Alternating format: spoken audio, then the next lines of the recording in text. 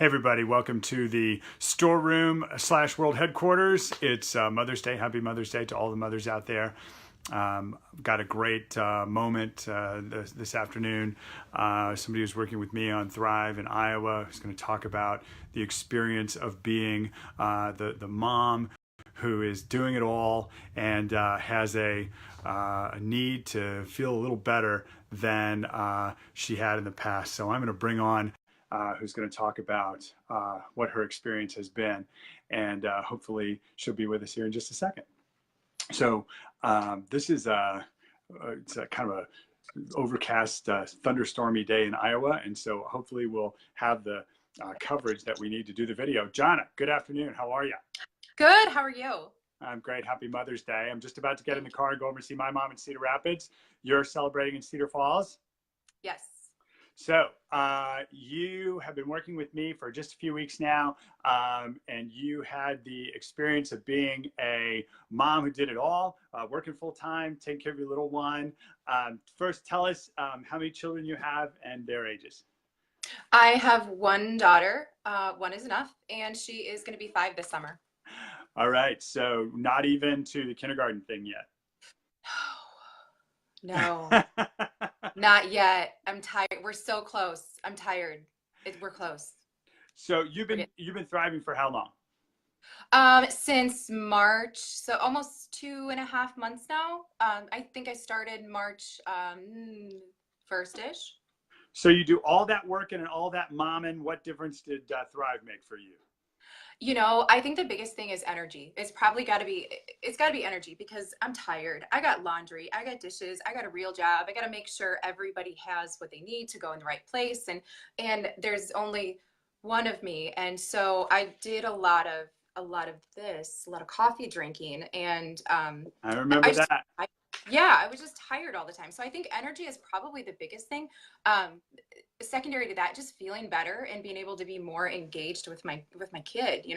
I can not only can I do dishes, laundry, I'll get everybody going in the right direction, but I can take her to the park and I can race her down the street and things like that. So yeah. So what do moms need to know about what Thrive can do for them? Moms need to know, oh my gosh, that you need it. You need it to keep going. So I actually came up with a list of 5 things that talk about that really give you the picture about why do moms need Thrive. I'm going to go through this if you don't mind. I'm excited. Let's do it. This is an experience I'll never have, is like the completely busy mom. I want to hear from you. Oh, it's going to be good. So the first thing about, I don't know if you guys can see this, but keeping up with other moms. You have to keep up with other moms. So my kid goes to this little preschool. It's really cute. We have snack days. And the other day my kid says, oh, I got a sticker, Mom. And I'm like, oh, good. What did you do? And she goes, well, nothing. It was in the snack. And I said, well, whose snack day was it? And she said, Lauren's mom's. Okay, Lauren's mom. Okay, Lauren's mom is, Lauren's great. She's great. She's very pretty. Lauren's mom has it going on. She must be thriving because she put stickers in this individualized snack pack. And I'm like, here's a bag of apples, teacher, like pass them out. So you got to keep up with other moms. I still have my kid convinced that no one has birthday parties because I don't That's not lasting. That's going to end. I know. But the things I have her convinced that other people don't do and it's not real because I'm tired are it's a pretty long list. So that's Thrive has made it so I could really go the extra mile. And I'm not trying to be super mom or anything. I just want to be more engaged and more with my child. So second thing, very, very important. Please don't be offended. Dad management. Dad management is very, very important. Dad management is important because it's almost dads are like having a second, more responsible child who just needs instructions. Slightly, somewhat, right? More responsible. Yeah. Right. So they need instructions. For example, I asked my kid's dad to drop her off at daycare a couple weeks ago, and he did, and he was real excited about doing that. And I'm like, yeah, I do that every day. And then, don't get credit. It's not babysitting. Right. So I pick her up. She's wearing the same outfit as the day before. That's great. If Lauren's mom saw that, Yeah, Lauren's Yeah. mom has a separate outfit in the backpack. Yes. Yes. So do I, but that's because that's required. You probably don't know that. I It's don't. required. I didn't know that. No. So yeah, so she's wearing the same outfit because I see the sticker from the day before on the same shirt and I'm like, so dad management. You're gonna manage a dad. You gotta have some energy and a little bit of a little bit of enthusiasm. And so that Thrive has really done that for me. Well, hopefully, The you can do it for him as well. I'm working on it. I'm working on it. So the really number three, kids don't sleep, y'all. Kids don't sleep. I haven't slept in 5 years. 5 years. I've not slept in 5 years. My kid is There's the almost. myth of the kid who sleeps through the night, right? There's no Especially at such like thing. age 2 or 3, and you keep hearing about it. It's like a No. unicorn. Whatever mom says that, she's lying. She's lying. No, maybe not. No, there are some kids asleep. Mine is not one of them. She never ever has, ever, ever. Hi, So Karen. Hi, Shell. Glad to have you guys on. Tell us whether your kids sleep. Shelly's kid doesn't sleep. I know that. I know that. Um, so yeah, that's one of the big things is that I have more energy, even if I'm still running up until midnight. I don't want to get up the next day and feel like I have a hangover. You not even didn't get to drink, you know. But I'm tired. So um, Thrive is really, really again. I know I keep saying this. I know I keep saying this, but it really has helped with energy. Um, the next thing that I think is really important and was kind of an eye opener for me a little bit is World's Most Okay Mom. So um, this preschool thing, it's challenging. My kid had this preschool event last year. It was like field trip or something. And she comes home and she goes, Mom, why weren't you there? And I said, well, I didn't know I needed to be there. It was like a volunteer thing. And she says, well, everybody else's mom was there and Lauren's mom was there. And I was like, I said, you know what, baby? I am the world's most okay mom.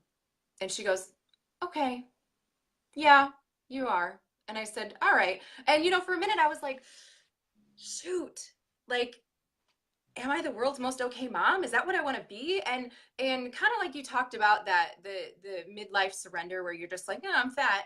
I was like, yeah, I'm an okay mom. I'm just like, no, okay. You know, I kind of call it the mediocre mom surrender, where like you just have decided like I'm a mediocre mom. This is what I do. This is who I am. And I didn't like that. I wasn't trying to be perfect, but I didn't like that. You know, You the want to world. step up your game a little bit. Yeah, yeah. I thought, you know, when the world kind of gets you in a chokehold a little bit and you're like, oh, I don't know which way to go. And you got to go and, you know, I got to work and I got to grocery shop and I still haven't set up the online ordering and then I got to travel and then I got to dad manage and oh, whoa, There's no yo. way out without some additional time in the day, right? Right, right. So I mean, again, I keep saying energy, but it really, I mean, if anybody's watching who knows me personally, you know that I struggle with having enough energy to get everything done. Because the other thing that happens instinctually is that you become everyone's mom. So I think I saw you last a couple weeks ago, and I was like, "What's that on your shirt? What's it? Did you get something on your shirt?" And I was looking for my little Tide eraser thing, and I'm like walking down the street, and I'm like, "Hey, you kids, get out of the street!" Like you're everybody's mom. You instinctually turn into everyone's mom. I can't drive down the street without seeing an unattended child of an age at which I think they maybe shouldn't be unattended, and I'm like, "Where, where's where's their mom? Where's the parent?" That's a lot of energy. Yeah, I I, right. I remember asking you why you got back into social work a few years ago. Yeah, you did. And I love this story because I went from being a stay-at-home mom and I really didn't, I kind of lost my spark a little bit for social work. And, but then I went back. It just kind of happenstance. I went back and you said to me, this was the first time we'd ever met. And you said, why did you get back into social work? And I said, because I hated being a stay-at-home mom so much. And you laughed out loud.